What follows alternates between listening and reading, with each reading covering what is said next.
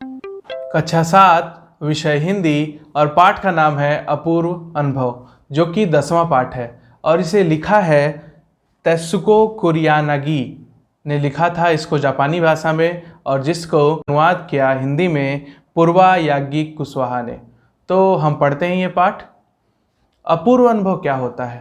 अपूर्व, पूर्व मतलब जो पहले, ऐसा पूर्व अनुभव मतलब ऐसा अनुभव जो पूर्व में प्राप्त हो चुका हो, और अपूर्व मतलब अ लगा दिए तो वो पूर्व का विलोम हो गया, अर्थात ऐसा अनुभव जो पूर्व में प्राप्त न हुआ हो, अर्थात पहली बार वो अनुभव प्राप्त हो रहा हो। तो ये क्या होता है? इसको अनूठा कह सकते हैं। ठीक है, तो ऐसे अनुभव की ये कहानी है जो कि अनूठा है।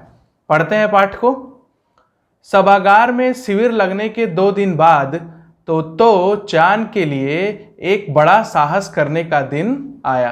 तो कहानी पढ़ते समय 2 बातें मैं जरूर बताऊंगा कि जो कहानी में को याद रखने में आपकी बहुत मदद करेंगी।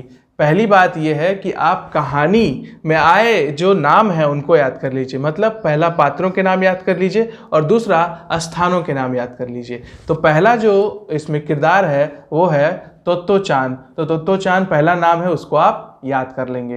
तो सभागार में शिविर लगने के 2 दिन बाद तोत्तो-चान के लिए एक बड़ा साहस करने का दिन आया। इस दिन उसे यासुकी-चान से मिलना था।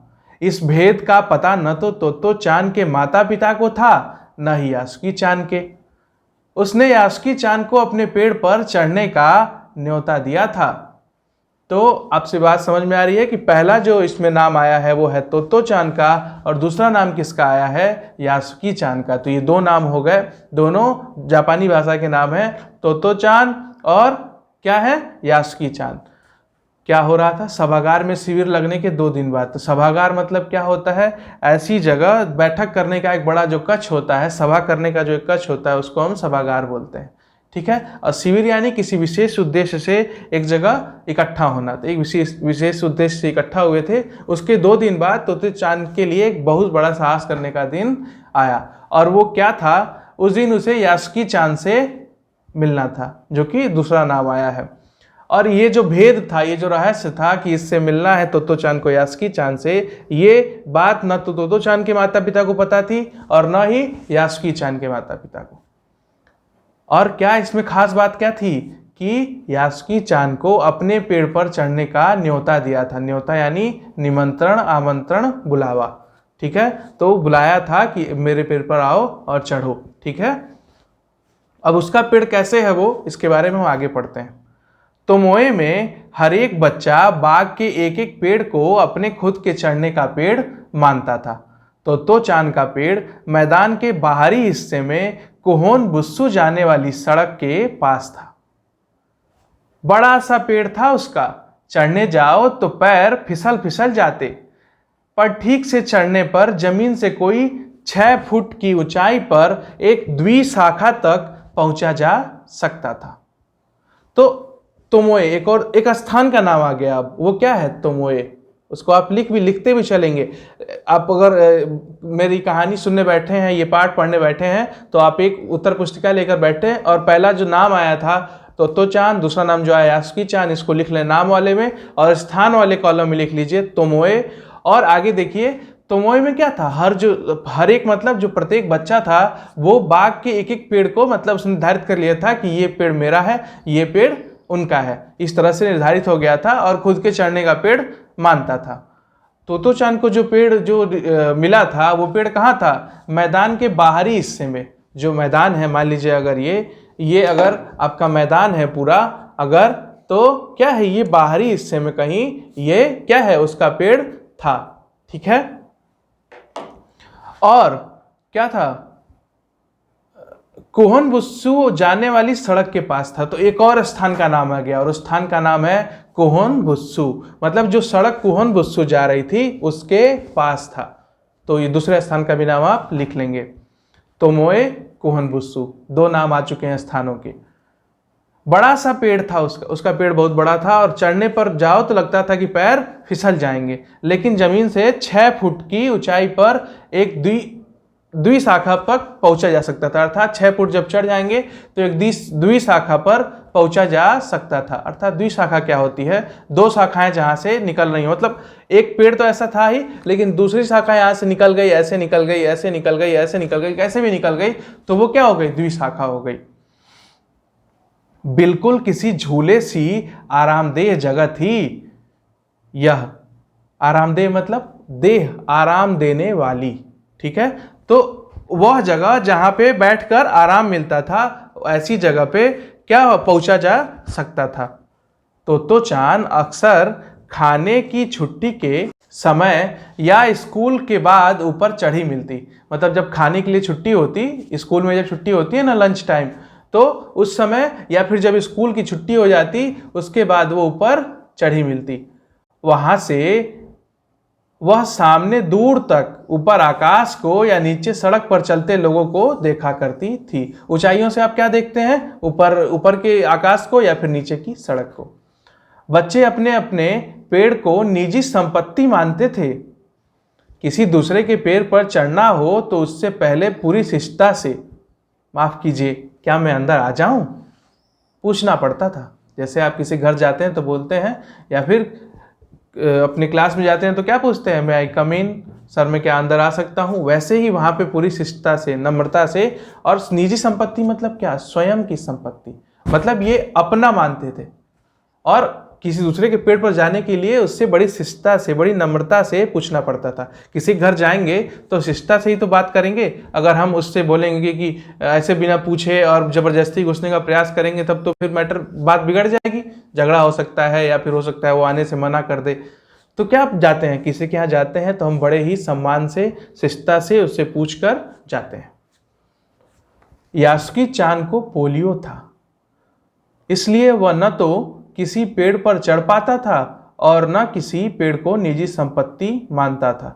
एक पोलियो ड्रॉप पिलाई जाती है, एक ड्रॉप पिलाई जाती है सबको जब छोटे बच्चों को, और इसलिए कि एक समय था जब बहुत सारे बच्चे अपने किसी खास अंग को क्या कर देते थे, वो निसहाय पाते थे। और वो दूसरा जो, जैसे दो पैर है तो किसी एक पैर को ऐसा हो जाता था, दोनों पैर भी हो जाते थे कि क्या हो जाते थे, वो सामान्य जैसे कार्य करने में समर्थ नहीं होते थे।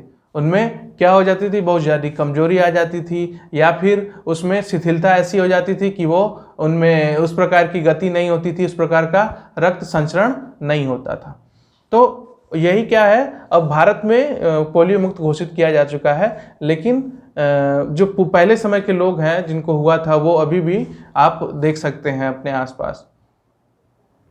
तो यासुकी चान को पोलियो था, इसलिए वह न तो किसी पेड़ पर चढ़ पाता था और न किसी पेड़ को निजी संपत्ति मानता था। जब चढ़ ही नहीं पाता था तो निजी संपत्ति कैसे मानेगा। तो यासुकी चान को यह दिक्कत थी। अतः तोतो चान ने उसे अपने पेड़ पर आमंत्रित किया। आमंत्रित किया मतलब निमंत्रण दिया, बुलावा दिया कि आओ मेरे पेड़ पर यह बात उन्होंने किसी से नहीं कही, क्योंकि अगर बड़े सुनते तो जरूर डांटते। क्योंकि अगर उसका पैर अगर एक सही तरीके से नहीं काम कर रहा है तो लोग कहते कैसे चढ़ेगा, और फिर इस पे गुस्सा होते कि तुम ऐसा काम क्यों कर रही हो कि जिससे नुकसान भी पहुंच सकता है, वो गिर भी सकता है चढ़ने के प्रयास में। घर से निकलते समय तोतो चान ने माँ से कहा कि वह यासुकी चान के घर डेनेनचोफू जा रही है। अब एक और जगह का नाम आ गया, दो जगह के नाम आ चुके हैं। पहला है तोमोए, ठीक है, जहां पर क्या था, वो पूरा जगह थी। और जो कुहन बुस्सू, जिसकी तरफ जाने वाली सड़क के पास इसका पेड़ था। और तीसरा जो जगह है वो डेनेनचोफू है, जो कि क्या था, इसका यासुकी चान का घर था। चूंकि वह झूठ बोल रही थी, इसलिए उसने मां की आंखों में नहीं झांका। वह अपनी नजरें जूतों के फीतों पर ही गड़ाए रही मतलब एकदम ध्यान से जूतों के फीतों की तरफ देखती रही। रॉकी उसके पीछे पीछे स्टेशन तक आया। जाने से पहले उसे सच बताए बिना तोतो चान से रहा नहीं गया। तो अब ऐसा काम करने जा रही थी जिसको अगर बताती तो माता पिता डांट सकते थे, इसलिए उस बात को झूठ बोला और बोला कि वो बस जा रही है, तो यासुकी चान के घर जा रही है। लेकिन ये बात बताते हुए झूठ बोलते समय अक्सर ये सबके साथ होता है, जब झूठ बोलते हैं तो हम उन लोगों से झूठ नहीं बोल पाते हैं जो हमें बहुत ज़्यादा जानते हैं। वो ये तक जानते हैं हमारे माता पिता कि हम झूठ बोलते हैं तो हमारी आँखों की किस प्रकार की पुतलियाँ होती हैं, हमारा चेहरा किस प्रकार हो जाता है, तो वो जान जाएंगे। तो इससे बचने के लिए उसने क्या किया, अपने जूते के फीतों को देखना शुरू कर दिया था। रॉकी उसके पीछे पीछे स्टेशन तक आया तो रॉकी ऐसा लग रहा है कि जैसा कोई, अब ये स्पष्ट नहीं किया है कि रॉकी क्या है, रॉकी कुछ छोटा बच्चा है या फिर कुत्ता है, कुछ भी हो सकता है। तो लेकिन उसने क्या किया, अब कोई बात होती है कि आप किसी न किसी से बचाना चाहते ही हैं, सच मतलब जो लोग झूठ नहीं बोलते हैं हमेशा उन्हें क्या होता है कि झूठ बोल करके मन में एक अलग तरीके का असंतोष रहता है और वो सच बात होती किसी से ना किसी से कहना चाहते हैं। तो वैसे ही रॉकी से उसने बता दिया, मैं यास्की चान को अपने पेड़ पर चढ़ने देने वाली हूँ, उसने बताया। जब तोतो चान स्कूल पहुंची तो रेल पास उसके गले के आसपास हवा में उड़ रहा था। तो रेल में जो जाने के लिए पास बना हुआ था वो क्या हुआ था, गले में लटकाई हुई थी और हवा में वो उड़ रहा था। यास्की चान उसे मैदान में क्यारियों के पास मिला, मैदान में जो क्यारियां बनी हुई थी उसके पास यास्की चान मिल गया उसको। गर्मी की छुट्टियों के कारण सब सूना पड़ा था। यास्की चान उससे कुल जमा एक ही वर्ष बड़ा था, पर तोतो चान को वह अपने से बहुत बड़ा लगता था। अब जो भी शारीरिक ढांचा सबका अलग अलग होता है, शारीरिक वृद्धि सबकी अलग अलग होती है, तो इस हिसाब से वो यास्की चान उसको अपने से बड़ा लगता था। सूना यानी सब खाली पड़ा था, कोई नहीं था। जैसे ही यास्की चान ने तोतो चान को देखा वह पैर घसीटता हुआ उसकी ओर बढ़ा। तो क्या है, मतलब आपने देखा था कि यास्की चान को क्या दिक्कत है, पोलियो की समस्या है, तो वो सामान्य नहीं चल सकता है, लेकिन वो क्या करता है, उसके चलने के लिए विशेष मेहनत करनी पड़ती है और वह वही कर रहा है, पैर को घसीटते हुए चलना पड़ता है। उसके हाथ अपनी चाल को स्थिर करने के लिए दोनों ओर फैले हुए थे। दोनों ओर क्या थे, हाथ फैले हुए थे, ताकि अगर उसके पैर डगमगाए तो वो हाथों से बैलेंस कर ले। तोतो चान उत्तेजित थी। उत्तेजित मतलब क्या थी, उसके अंदर आतुरता थी कि वो ये काम पहली बार ये यास्की चान को अनुभव दे पेड़ पर चढ़ने का। वे दोनों आज कुछ ऐसा करने वाले थे जिसका भेद किसी को भी पता न था। वह उल्लास में ठिठियाकर हंसने लगी। उल्लास यानी खुशी में क्या करने लगी, ठिठिया मतलब खिलखिला कर हंसने लगी। जब खुश होते हैं तो दो बातें होती हैं, एक तो जब सामान्य कुछ हंसी की बात पता चलती है, थोड़ी खुशी की बात पता चलती है तो कैसे थोड़ी सी हल्की मुस्कान देते हैं, लेकिन जब ठिठिया कर जब कोई ऐसी बात पता चल जाती है जिससे कोई, या फिर कोई ऐसा दिन होता है जब आप बहुत खुश होते हैं तो हर कोई भी छोटी छोटी गतिविधियों पर खिलखिला कर हंसते हैं, खूब तेज हा हा हा हा। तो क्या है, खिलखिलाकर हंसने लगी। यास्की चान भी हंसने लगा।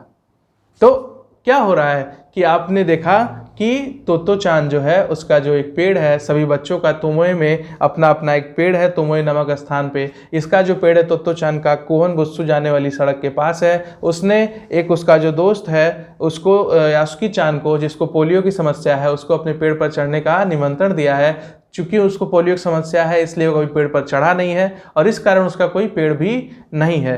तो ये अपनी माँ से ये झूठ बोलकर जाती है कि मैं तो बस यास्की चान के घर जा रही हूँ, ये नहीं बता पाती है कि मैं उसको पेड़ पर चढ़ाने जा रही हूँ। दूसरी बात कि यह झूठ छिपा भी नहीं पाती, तो ये रॉकी जो है, जो इसको स्टेशन तक छोड़ने आया है, स्टेशन तक इसके पीछे पीछे आया है, उसको ये बात बताती है कि मैं आज क्या करने जा रही हूँ। तो अब उसके बाद जब उसको मैदान की क्यारियों के पास मिलता है यास्की चान तो दोनों बहुत खुश हैं और दोनों हंसते हैं। आगे की कहानी का क्या है, तोतो चान यास्की चान को अपने पेड़ की ओर ले गई और उसके बाद वह तुरंत चौकीदार के छप्पर की ओर भागी, जैसा उसने रात को ही तय कर लिया था। वहां से वह एक सीढ़ी घसीटती हुई लाई, उसे तने के सहारे ऐसे लगाया जिससे वह द्विशाखा तक पहुंच जाए। वह कुर्सी से ऊपर चढ़ी और सीढ़ी के किनारे को पकड़ लिया। तब उसने पुकारा, ठीक है, अब ऊपर चढ़ने की कोशिश करो। तो हम आगे का पाठ अगली कक्षा में पढ़ेंगे। तो अब देखते हैं कि कैसे ये इंतजाम तो कर लिया है, दोनों निकल पड़े हैं मजबूत इरादे के साथ, लेकिन क्या यास्की चान पेड़ पर चढ़ने में सफल रहता है, ये हम जानेंगे अगली क्लास में। और